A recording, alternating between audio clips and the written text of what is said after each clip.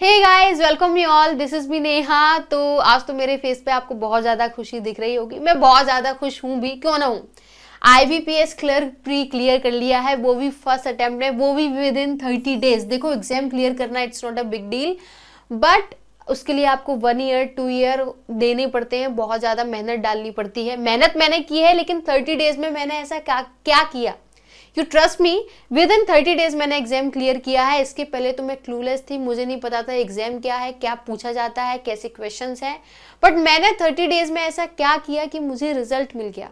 तो मैं आज आपको ऐसी स्ट्रेटेजी बताऊंगी जिसको थ्रू आउट मैंने 30 डेज फॉलो किया and then it give me result, 100% positive result. तो 30 डेज के बाद जब मैंने अपना ये रिजल्ट देखा तो शॉकिंग तो था मेरे लिए और मैं बहुत ज़्यादा खुश थी। फिर मुझे समझ में आया कि जो स्ट्रेटेजी मैंने यूज़ करी थी वो 100% उसने मुझे रिजल्ट दिए हैं।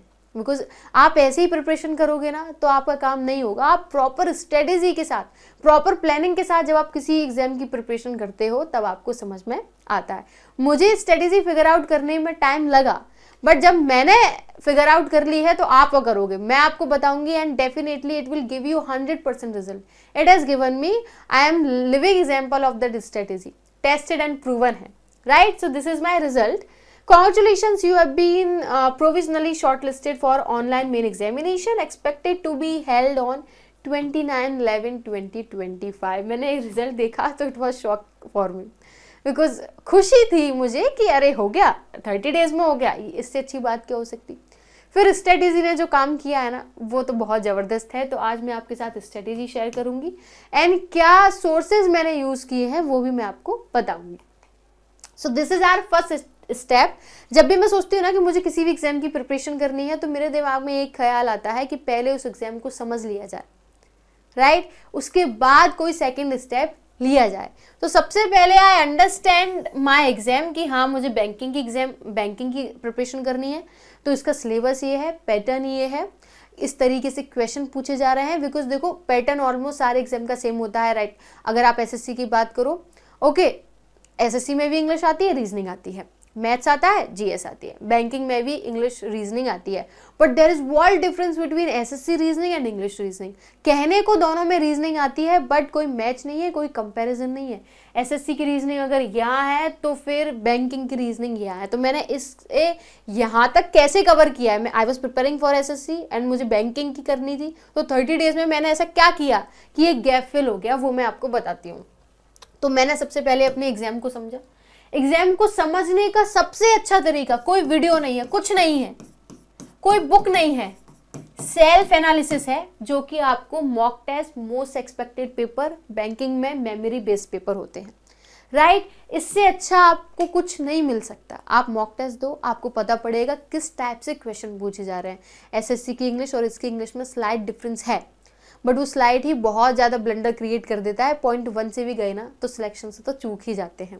तो पता करो कि आखिर बैंकिंग में किस टाइप के क्वेश्चन फॉर्मेशन हो रहे हैं, और वो आपको यहाँ वहाँ से पता नहीं पड़ेगा, वो आप ही करेंगे हेल्प। ये जब मैंने सोचा कि मुझे बैंकिंग की प्रिपरेशन करनी है, जो SSC में जो ब्लंडर हुआ था उसके चलते, तो मैंने सबसे पहले मॉक टेस्ट दिया, मैंने सेल्फ एनालिसिस किया। आई गॉट टू नो कि मैं कहाँ स्टैंड कर रही हूँ और मुझे कहाँ स्टैंड करना है, right.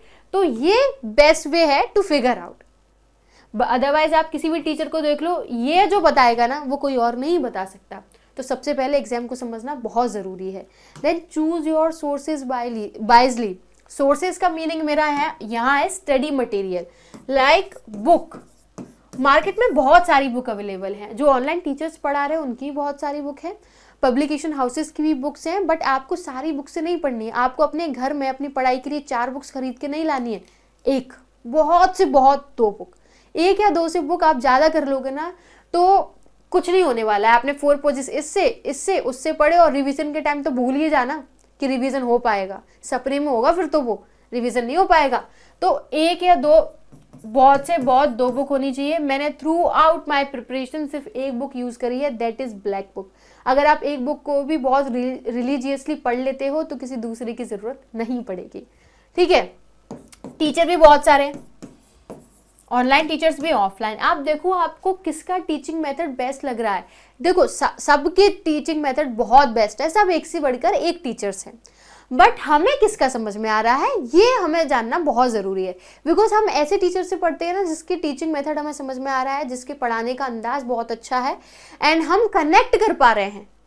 The thing which matters the most कि हम कनेक्ट कर पा रहे हैं, और हम कनेक्ट कर गए ना तो वो कितनी भी टफ चीज़ पढ़ाएंगे ना तो हमें आसानी होगी, एक प्लस पॉइंट होगा चीज़ों को समझने में, बिकॉज जिसका आपको समझ नहीं आ रहा है आप उससे भी पढ़ रहे हो ना, तो कहीं ना कहीं चीज़ें आपके लिए थोड़ी सी टफ हो जाएंगी, धीरे धीरे आने लगेगा, बट विल टेक टाइम। तो देखो आप कौन टीचर आपके लिए बेस्ट हो पा रहा है, राइट? सारे टीचर्स अच्छे हैं, सारी बुक अच्छी है, बट आपके लिए क्या बेस्ट है वो आपको चुनना पड़ेगा। मैं अपने सोर्सेज आपको बता सकती हूँ। मैंने रीजनिंग पढ़ी है, फिजिक्स वाला पे एक सचिन सर हैं, वहाँ से मैंने रीजनिंग कवर करी। मैं सोचा कि मुझे IBPS की प्रिपरेशन करनी है बैंकिंग की, और वहाँ से उनके ना 10 आवर्स के 12 आवर्स के शॉर्ट्स थे, वहाँ रिवीजन करी, और मैंने किया 6-7 दिन कुछ और उठाया ही नहीं, बिकॉज बहुत टफ लग रही थी पजल्स वगैरह। मेरा बिल्कुल ना मुझे दिमाग खराब हो रहा था, मुझे ऐसा लग रहा था मेरे माइंड में नोट्स बन रही हैं, गठान बन रही है कि मैं बिल्कुल ही पागल हो जा रही हूँ।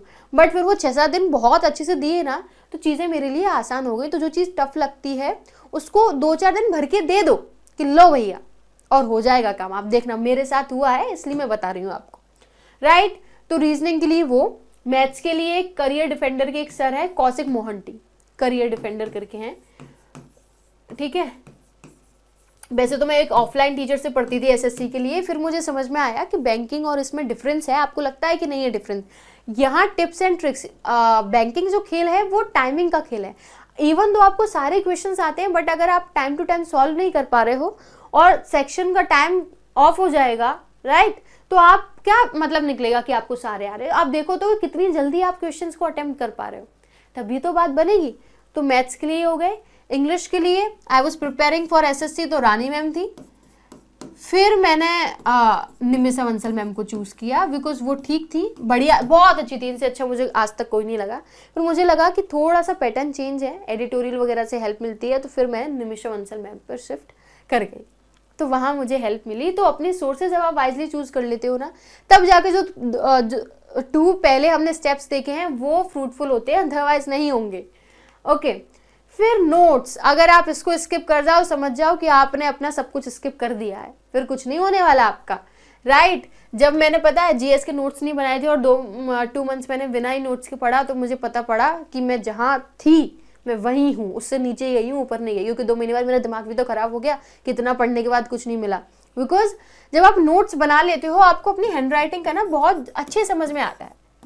मैं अपनी हैंडराइटिंग के नोट से बहुत इजीली, बहुत जल्दी चीज़ें याद कर पाती हूँ, रिकॉल कर पाती हूँ। इवन मेरी सिस्टर भी नोट्स बनाती थी ना, तो मैं उससे भी नहीं पढ़ पाती थी ज़्यादा।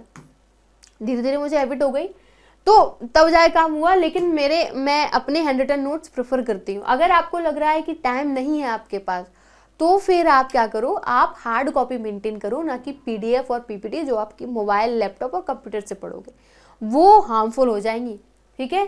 तो नोट्स बनाना बहुत ज़्यादा ज़रूरी है। फिर pay extra attention to RC and cloze test. ये क्यों? देखो, जब भी आप एग्जाम दे रहे हो, मुझे समझ में आया कि इनका वेटेज 10 मार्क्स का है, 5 RC 5 क्लोज टेस्ट, तो इनका वेटेज बहुत ज़्यादा हाई है। अगर मेरा एक एक्टिव छूट जाएगा, नरेशन छूट जाएगा एक, तो मेरे बहुत सारे 2 नंबर कटेंगे। लेकिन अगर RC और क्लोज टेस्ट छूट गया तो 10 नंबर गए, यानी कि मैंने सीधे सीधे 10 नंबर से हाथ धोया है। तो ये मेरे लिए एक ह्यूज लॉस जैसी बात थी।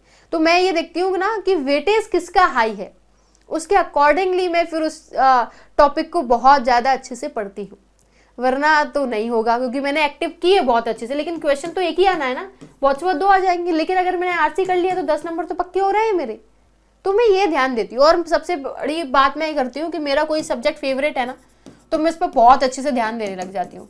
मुझे स्ट्रॉन्ग को स्ट्रॉन्गर और स्ट्रॉन्गर को स्ट्रॉन्गेस्ट बनाने में विश्वास रखती हूँ। बिकॉज अगर मैंने एक सेक्शन में फुल मार्क्स अटेम्प्ट कर लिए, तो ओवरऑल तो मेरा स्कोर हाई हो जाएगा ना, तो सिलेक्शन में हेल्प मिल जाएगी, है ना? तो नोट, ये बहुत चीज़, वेटेज बहुत मैटर करता है। ओके, चलो छोड़ो। टेक्निक टू रिवीजन, कभी खुद से रिवीजन मत करो। I suggest you and I request you कि खुद से रिवीजन मत करो। कोई भी वीडियो सर्च किया, most antonym, most important synonym, और फिर आपने टॉप 100, टॉप 50 और वहाँ से रिवीजन किया। देखो, मैं खुद जब टॉप 100 सिनोनिम पढ़ा रही होती हूँ ना, तो वो 100 सिनोनिम कहने को है, बाकी 4 ऑप्शंस है उनका भी मीनिंग बता रही हूँ, उन 4 ऑप्शंस को भी क्लियर कर रही हूँ। तो कहने को वहाँ 100 सिर्फ टाइटल है, आपने 500 एटलीस्ट लर्न कर लिए और इधर उधर का मीनिंग भी समझ लिया। बट जब आप खुद से रिवीजन करते हो, जैसे आपने अबेट मीनिंग पढ़ी बुक में और आप आगे बढ़ गए, ठीक है, लेकिन जब मैंने अबेट पढ़ाया तो मैंने बताया कि लेसन भी होता है, weaken, attenuate, diminish and so on. तो आपने कितनी सारी मीनिंग लर्न कर ली। तो पहले किसी टीचर से रिवीजन करो, टॉप 100 टॉप 50 करके, राइट, एंड देन खुद से रिवीजन करो। फिर आपने बुक उठाई और लाइन से रिवीजन कर लिया, तो आप देखोगे कि सब रिवीजन हो चुका है, सारा रिवीजन आपने कर लिया है। तो रिवीजन करने का ये बेस्ट तरीका है। ये 5 स्टेप्स फॉलो करके मैंने 30 डेज में अपना एग्जाम क्लियर किया है। अगर आप भी रिलीजियसली फॉलो कर लोगे तो आपका भी एग्जाम 1000% क्लियर हो जाएगा। देखो, कोई भी स्ट्रेटेजी परफेक्ट नहीं होती है, उसको बनानी पड़ती है कैसे, हार्डवर्क डाल के, ओके, स्टेप बाय स्टेप लेकर उस पर काम करके चीज़ें बनती हैं। अब मुझे पता है, मुझे आपसे एक सजेशन है, मुझे समझ नहीं आ रहा है कि मैं एग्ज़ाम देने जाऊँ या नहीं जाऊँ, मतलब मीन्स में मेरा मन नहीं कर रहा है, बिकॉज मैंने तो छोड़ ही दी थी बीच में तो आप बताओ कि मुझे देने जाना चाहिए या नहीं। And if you are new to this channel then please do subscribe it, and if you found this video useful do subscribe, hit the like button if you like this video. Thank you so much guys, thanks.